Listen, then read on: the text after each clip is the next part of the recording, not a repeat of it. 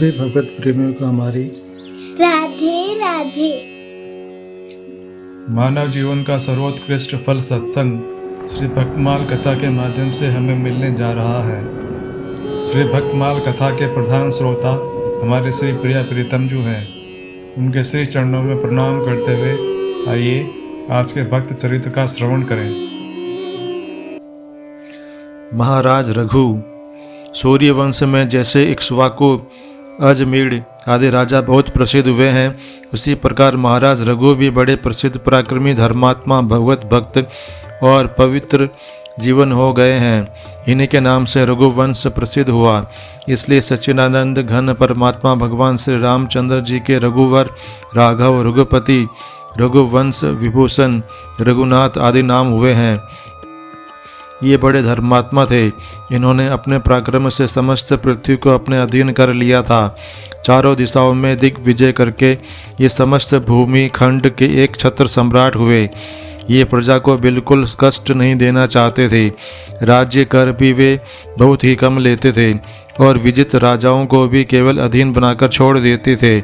उनसे किसी प्रकार का कर वसूल नहीं करते थे। एक बार ये दरबार में बैठे थे कि उनके पास कौत्स्य नाम के एक स्नातक ऋषि कुमार आए। अपने यहाँ स्नातक को देखकर महाराज ने इसका विधिवत स्वागत सत्कार किया। पाद्य अर्घ्य से उनकी पूजा की। ऋषि कुमार ने विधिवत उनकी पूजा ग्रहण की और कुशल प्रश्न पूछा। थोड़ी देर के अनंत पर ऋषि कुमार चलने लगे। तब महाराज ने कहा, ब्राह्मण, आप कैसे पधारे और बिना कुछ अपना अभिप्राय बताए आप लौटे क्यों जा रहे हैं? ऋषि कुमार ने कहा, राजन, मैंने आपके दान की ख्याति सुनी है। आप अद्वितीय दानी हैं। मैं एक प्रयोजन से आपके पास आया था, किंतु मैंने सुना है कि आपने यज्ञ में अपना समस्त वैभव दान कर दिया है। यहाँ आकर मैंने प्रत्यक्ष देखा कि आपके पास अर्घ्य देने के लिए भी कोई धातु का पात्र नहीं है और आपने मुझे मिट्टी के पात्र से अर्घ्य दिया है। अतः अब मैं आपसे कुछ नहीं कहता। राजा ने कहा, नहीं ब्राह्मण, आप मुझे अपना अभिप्राय बताइए।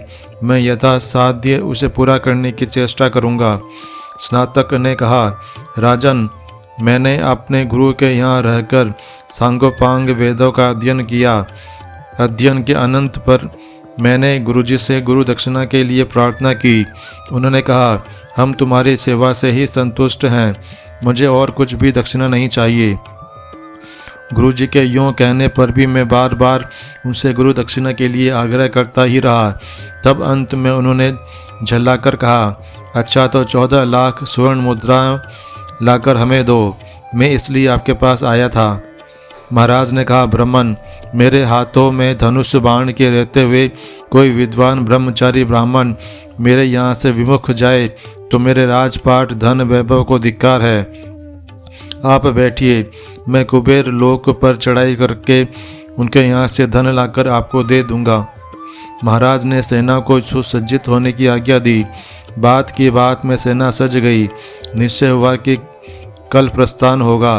प्रातःकाल कोषाध्यक्ष ने आकर महाराज से निवेदन किया कि महाराज, रात्रि में सुवर्ण की वृष्टि हुई और समस्त कोष सुवर्ण मुद्राओं से भर गया।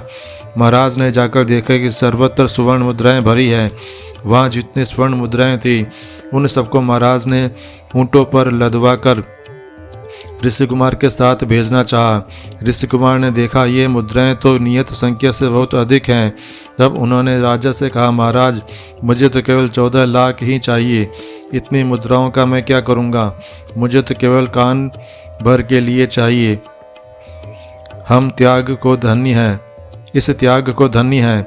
महाराज ने कहा, ब्राह्मण, ये सब आपके ही निमित्त आई हैं, आप ही इन सब के अधिकारी हैं।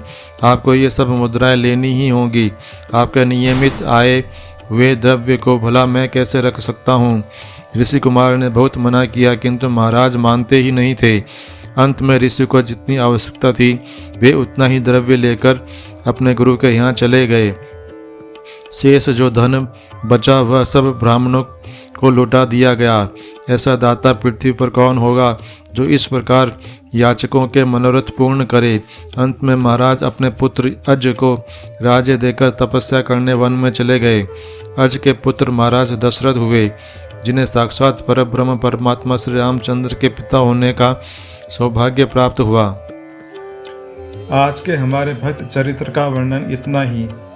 कल हम एक नए भक्त चरित्र के साथ श्री प्रिया प्रीतम जी के समक्ष प्रस्तुत होंगे। आपको हमारी राधे राधे।